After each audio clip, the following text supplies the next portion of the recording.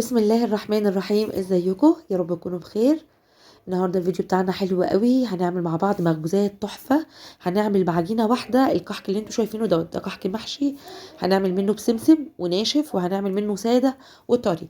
هتشوفوا كل حاجه دلوقتي ان شاء الله بالتفصيل جوه الفيديو. وكمان في حاجه كده، مكون هحطه على الكحك بتاعنا ده، هيديله طعم حلو قوي. حاجه كده جايه لنا هديه، هنشوفها مع بعض ان شاء الله دلوقتي جوه الفيديو. بجد تحفه. الكميه اللي هتشوفوها معايا دي كلها بكيلو واحد بس من الدقيق، وعايزه اقول لك مكوناته مش مكلفه قوي، يعني حاجات ان شاء الله تبقى موجوده عندك وتعملي بيها الكحك الحلو دوت. بيبقى تحفه للفطار بقى او للعشاء مع كوبايه الشاي بلبن، حلو قوي. وفي نفس الوقت زي ما قلت لكم كمان مغذي. هنحشيه بالعجوه اللي هو التمر، وهي نفسها العجينه كمان مفيده قوي، يعني كلها حاجات هتعجبكم ان شاء الله. وكمان زي ما قلت لكم هتبقى مغذيه لاولادك. بصي، طري وناشف، يعني اللي يعجبك. ممكن تعملي زي كده، انا عملت جزء كده وجزء كده زي ما قلت لك، بنفس الخطوات هنعملها مع بعض، بس الفرق هنا هتبقى في حاجه كده برضو في التسويه. تحفه والله العظيم، طعمها حلو قوي. وعملنا منها كمان لو حابه ان انت تعمليها، بصي دي قرص، دي كانت حته صغيره كده، بجد تحفه. ممكن تعمليها كده كلها قرص، اللي هي القرص الساده دي. وعملت منها برضو كحك ساده، للي مش حابب يحشي عجوه او حاجه يعمل الساده دي. بجد طعمها كان حلو قوي، يعني مش شرط ان انت تحشيها او اي حاجه.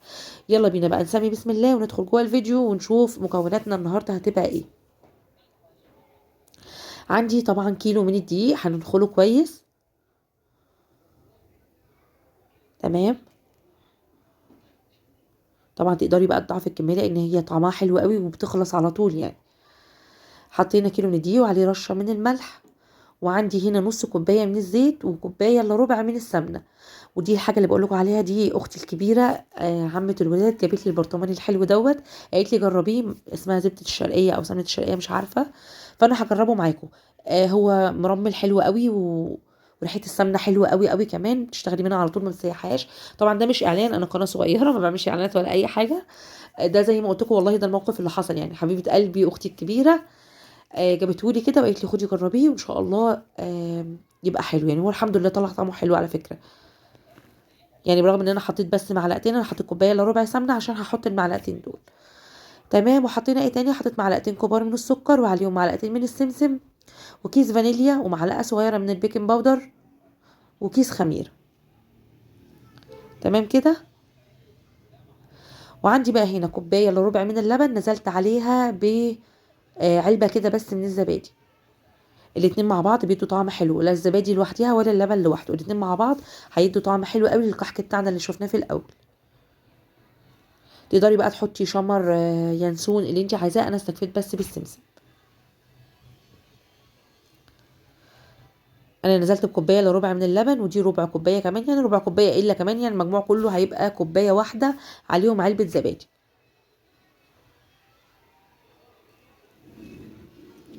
عجنتها بس كده كويس لحد ما اتلمت معايا، وبعد كده هسيبها ترتاح شويه. خدت بقى العجوه بتاعتنا وحطيت عليها برضو معلقه من السمنه ديت، السمنه البلدي دي، وسخنتها على النار. وبعد كده هشكل العجوه بتاعتنا. الكلام ده بقى تعمليه عشان احنا في السقعه قبل ما تشتغلي بالعجينه على طول، يعني ريحي العجينه لما تلاقيها اختمرت معاكي، ابتدي بقى شكلي العجوه. تمام. سبت العجينه هنا بقى حوالي، يعني ممكن نقول ساعه لان الجو ساقع شويه، فهي بتاخد وقت. انا سبتها حوالي ساعه. وبعدين بقى هنقطعها الحجم اللي يعجبك. الشكل اللي انا عملته في الاول هي الحجم المناسب كده، يعني قد الليمونه او حاجه. عايزه تكبري بقى، عايزه تصغري زي ما تحبي. كيلو واحد هيعمل معانا على فكره كميه كبيره قوي من الحجم اللي انا عاملاه. تمام. العجينه طريه وحلوه قوي. وبصوا بقى طريقه التشكيل مفيش اسهل من كده. هتاخدي بس كوره من العجينه وتفرديها حاجه بسيطه كده، وتحطي جواها العجوه، وتبتدي بقى ان انت تفرديها كده زي ما انتوا شايفين كده. والمهم تقفلي كويس قوي القفل اللي انت هتعمليه. انا قلت لكم على العجوه لان انا عملت الغلطه دي، ان انا شكلتها كان لسه بقى عبال ما العجينه تاخد وقتها وكده، فكانت العجوه نشفت معايا شويه. انت لما تيجي تعمليها اشتغلي بيها على طول، خلاص العجينه بتاعتك بقت تمام، اشتغلي بقى وابتدي اعملي العجوه، مش تاخد معاكي اي وقت اصلا. بس لو عملتيها وسبتيها زي ما انا عملت كده حسيت ان هي بقت صعبه ان هي تتفرد قوي يعني.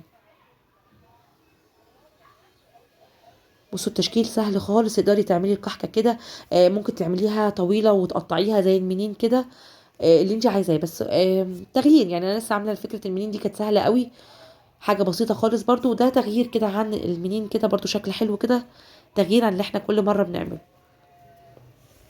وزي ما قلت لك العجينه دي ممكن تعملي منها قرص ساده او محشيه زي ما تحبي، بجد والله العظيم تحفه، ناعمه كده وطعمها حلو قوي. وما عندكيش السمنه طبعا اللي احنا حطيناها دي، مفيش مشاكل، احنا حاطين كوبايه الا ربع، هنخليها كوبايه من السمنه. دي بقى الساده، لو حابه ان انت تعمليها، كان معايا حوالي 4 وحدات او حاجه، عملتهم ساده في الاخر كده. هتفرديها وبعد كده تلفيها رول كده، بعد كده تلفيها شكل الكحكه اللي احنا عملناه مع بعض. حابه تدهني الوش تمام، مش حابه برضو هتبقى زي الفل. لو حابه تدهني ادهني باللبن، ربع كوبايه لبن كده. انا حاولت اعمل بالفرشه بصراحه، لقيت الدنيا باظت خالص، الطريقه دي اسهل، هتسهل عليك الموضوع. الفرشه بتاخد وقت وبتطرطش كده في الحاجه اللي هتدخليها الفرن، فالموضوع ده كده اسهل بصراحه. وهقول لك على فكره كمان للسمسم، برضو حطيت السمسم كده الشكل ما كانش حلو. لو عملتي بقى زي ما انا بعمل كده كده الشكل بيبقى احلى. الكحكه بتاخد سمسم اكتر، وبيبقى شكلها على الوش كمان شكل السمسم احلى. سهله خالص اهيت، مخبوزات سهله وسريعه. وزي ما قلت لك هنعمل منها المقرمش اللي بيحب الكحك الناشف واللي بيحب الكحك الطري، الاتنين بجد تحفه، حلوين قوي. هنعمل ازاي بقى الموضوع دوت؟ هقول لك هنعمل ايه. طبعا ده الساده اللي احنا هنعمله، مش هحط حاجه على الوش، انا هسيبه كده ده الطري. وزي ما قلت لك لو مش حابه ان انت تحطي لبن على الوش والله هيبقى لونه زي الفل برضه. طيب عملنا طري وناشف ازاي؟